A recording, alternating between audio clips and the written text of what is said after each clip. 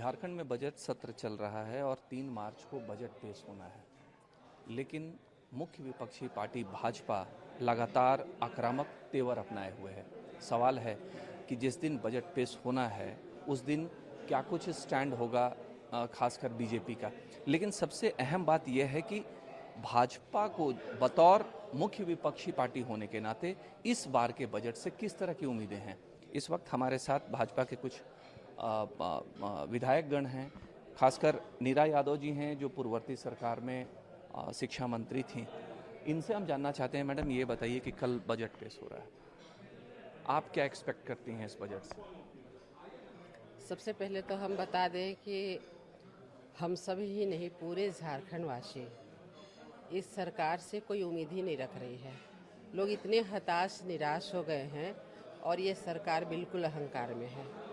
आपने देखा होगा कि जिस प्रकार से हेमंत सरकार ने युवाओं से वादा किया था, विश्वास दिलाया था, संविदा कर्मियों को विश्वास दिलाया था, पारा शिक्षकों को विश्वास दिलाया था, रोजगार का उन्होंने भरोसा दिलाया था, और आज बिल्कुल उसके उलट हम कहें युवाओं के बारे में ले लीजिए या हमारे अन्नदाताओं के बारे में ले लीजिए, हमारी महिला सुरक्षा के बारे में ले लीजिए, किस क्षेत्र में हम तारीफ करें और क्या उम्मीद करें।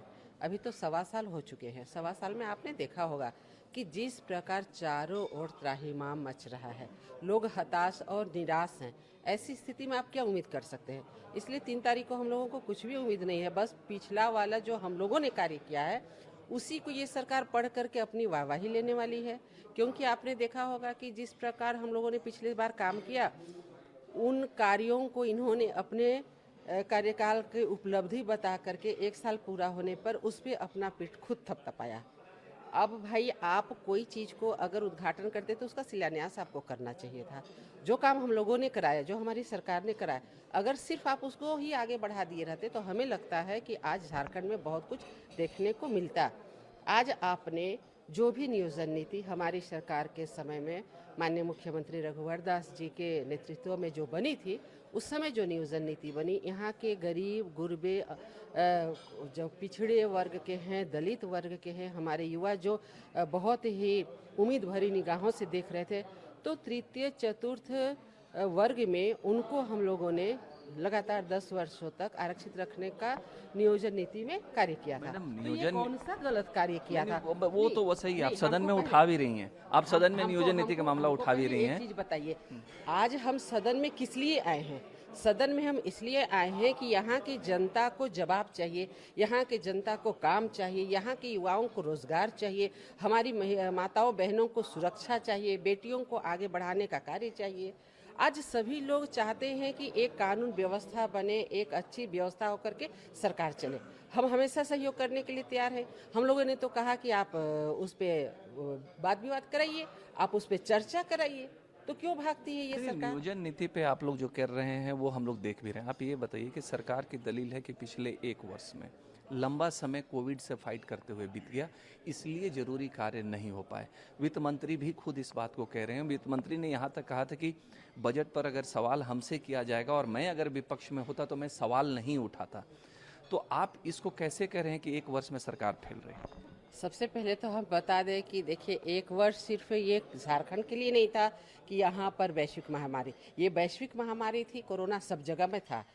आज सेंट्रल का जब बजट आया तो आपने देखा कि हम लोगों तो उम्मीद ही नहीं किए थे कि इतना अच्छा बजट आने वाला है, पर हर एक क्षेत्र में जिस प्रकार का बजट आया उससे आप क्या कहेंगे कि वहाँ पर सेंट्रल में कोई कोरोना नहीं था।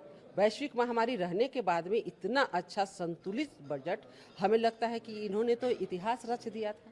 मैं बहुत आभार व्यक्त करना चाहती हूँ माननीय प्रधानमंत्री नरेंद्र भाई मोदी जी को, उनकी पूरी टीम को, और हमारी हेमंत सरकार। देख लीजिए आप, झारखंड में ये रोज रोना रोते हैं, कभी खजाना खाली का रोना रोते हैं, कभी कोविड महामारी का रोना रोते हैं। अरे भाई, तो रोना रोने के लिए यहाँ सरकार तो बैठा ही नहीं है, जनता यहाँ पर आपको, आप जनता को उम्मीदें, मतलब आपको कोई उम्मीदें नहीं है? उम्मीदें बिल्कुल भी नहीं है उम्मीद कि कुछ भी करने वाली है।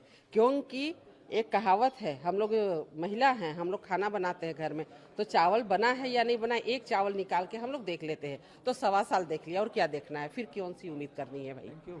ये देखिए, नीरा यादव जी कह रही हैं कि सरकार से कोई उम्मीदें नहीं है, बजट क्या होने वाला है ये कह रही हैं कि हम लोग मान कर चल रहे हैं।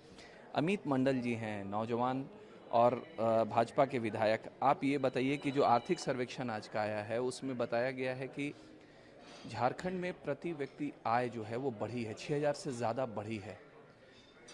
नीरा जी कह रही हैं कि केंद्र सरकार काम कर रही है, लेकिन अगर हम जीडीपी पर कंपेयर करें तो झारखंड की स्थिति अच्छी है।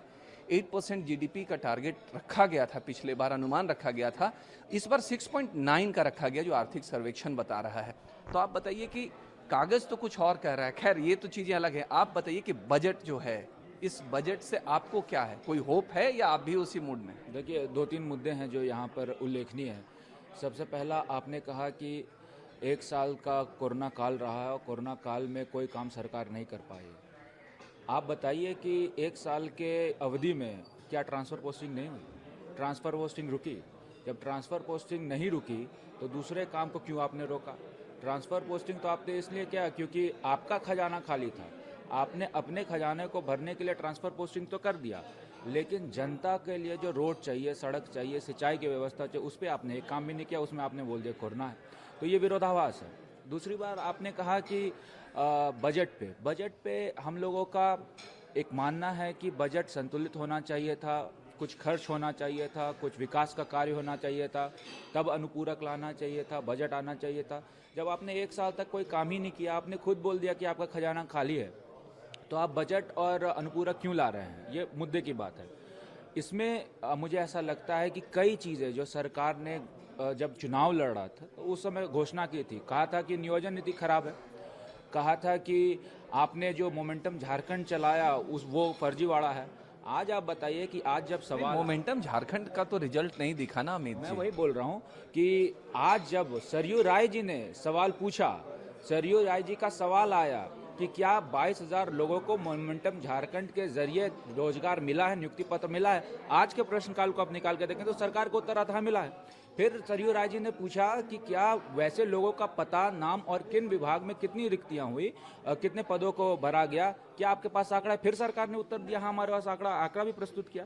जब सरकार ने ही ये आंकड़ा प्रस्तुत किया है और सदन के अंदर ये प्रस्तुत किया है, तो सदन के बाहर आप कुछ भी बयानबाजी कीजिए, इससे कोई फर्क नहीं पड़ता। इसलिए मुझे ऐसा लगता है कि सरकार झूठ के पुलिंदों पे काम कर रही है। सरकार चाहती है कि यहाँ के लोगों को दिग्भ्रमित करके रखे, स्थानीय रोजगार के मुद्दों पे आप बात नहीं करें। आप बोलते हैं नियोजन नीति लाना है, तो आप नियोजन नीति लाने का उत्तर कहाँ दीजिएगा? सदन के अंदर दीजिएगा। जब सवाल पूछा जाता है कि क्या कोई नई नियोजन नीति प्रस्तावित है, तो आपका उत्तर आता है कोई प्रस्तावित नहीं है। नहीं, मतलब ये हमीद जी कि जो बजट आना है, 1 साल का एक तरीके से लेखा जोखा, एक रोड मैप होता है कि किस दिशा में सरकार बढ़ने वाली है। सरकार के पास तो एक्सक्यूज़ है कि पिछला साल कोविड में चला गया। इस बार उनका कहना है कि जो एक इंडिकेशन जैसा समझ में आ रहा है कि ग्रामीण क्षेत्र पे ये ज़्यादा फोकस करेंगे। देखिए, इसमें 2-3 चीज़ें हैं। सबसे पहले आपको पुराने आय व्यय को देखना चाहिए। जब आपने बजट का 50% भी खर्च नहीं किया, 30% ही आपने खर्च, ये आंकड़ा है, मैं नहीं कह रहा हूँ। जब 30% आपने खर्चा, शेष 70% को आपने क्या किया? शेष 70% को आप लाए, यहाँ पर काम कराएं, ये मंशा होनी चाहिए। जब आपका कमर्शियल टैक्स कलेक्शन ही ठप रहा, आपने कोई वाणिज्य कर विभाग ने अच्छा परफॉर्मेंस दिया ही नहीं, आपने पैसा कलेक्ट ही नहीं किया, तो आपका पैसा कहाँ से आ रहा है, इस पर भी चिंता करने की ज़रूरत है।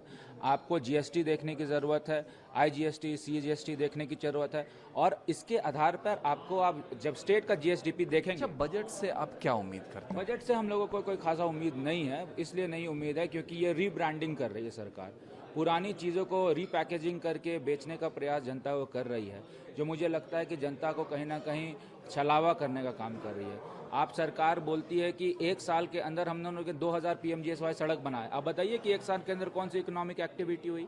आपने बोल दिया कि 1000 किलोमीटर सड़क हम लोग को पूरा हो गया। जब कोई इकोनॉमिक एक्टिविटी नहीं हुई तो सरकार क्या डेटा प्रस्तुत कर रही है, तो हम लोगों के सोच के परे है। Thank you. देखिए, अमित मंडल जी थे, अध्ययन करने के बाद सदन में पहुंचते हैं और बहुत वैलिड क्वेश्चन भी उठाते रहे हैं। बजट जो आना है, एक तरीके से बीजेपी का जो स्टैंड है वो लगभग क्लियर है कि जो शब्द, जिस शब्द का भाजपा के लोग इस्तेमाल कर रहे हैं कि इस बजट से किसी तरह की उम्मीद नहीं है, सिर्फ आईवॉश होगा, क्योंकि पिछले बजट में भी कुछ नहीं था जो कुछ होना चाहिए था, सरकार काम नहीं कर पाई थी। तो ये बीजेपी का अपना तर्क है। बीजेपी का कहना है कि इस सरकार से किसी तरह की उम्मीद नहीं की जा सकती है। लेकिन अब देखना है कि सत्ता पक्ष, जैसा कि सत्ता पक्ष का दावा है कि इस बार का जो बजट आएगा वो बिल्कुल अलग होगा, उसका फ़ायदा आम लोगों वो पहुंचेगा।